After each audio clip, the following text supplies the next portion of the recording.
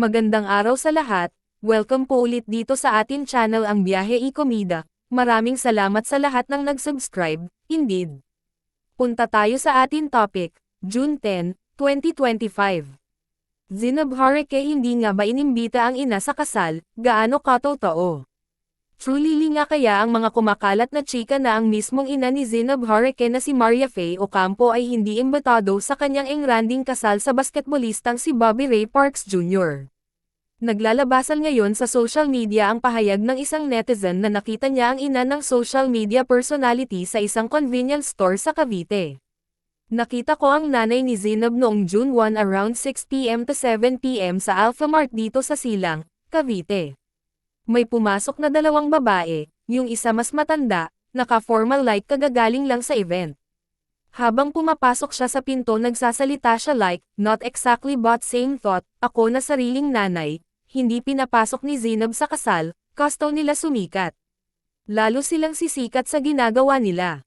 Ay papost ko sila sa Facebook ko, silang dalawa ni Zenob at Ray Parks, saad sa naturang comment ng netizen. Agad nga raw chinek ng netizens Ivana Alawi ang Facebook at TikTok account ni Zenob at ng mama nito at dito niya nakumpirma na ang ina ng vlogger ang kanyang nakita. Base rin sa inilabas na vlog ng content creator ng kanyang kasal ay makikitang wala ang kanyang ina at tanging ama niya lang ang naghatid sa kanya sa altar. Nang bisitahin namin ang Facebook account ng ina ni Zenob ay may mga cryptic stories ito. Kapag may mga taong sinaktan ka emotionally, take it as a sign na hindi sila worth sa presence mo. Distance yourself at wag mong hayaan sirain nila ang mental health mo. Mas importante ang inner peace mo, mababasa sa unang story nito. Sa ikalawang story naman ng ina ni Zenob ay pumapatungkol sa toxic people.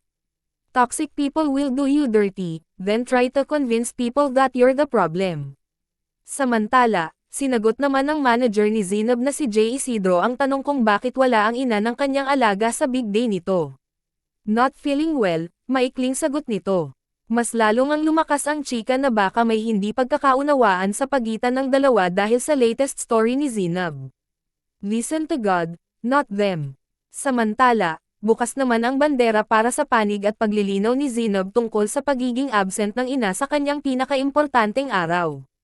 Patuloy na tumutok sa website ng Bandera para sa mga bagong showbiz chika balita at huwag kalimutan i-follow Facebook nila at Zenob Hareke at Bobby Ray Parks Jr. At yan ang atin latest showbiz chika update for today, huwag kalimutan mag-subscribe. Click the notification bell for more showbiz chika updates, like and share the video at suportahan po ang atin Facebook page. Maraming salamat sa lahat ng nag-subscribe, indeed. Magandang buhay sa lahat. Adios.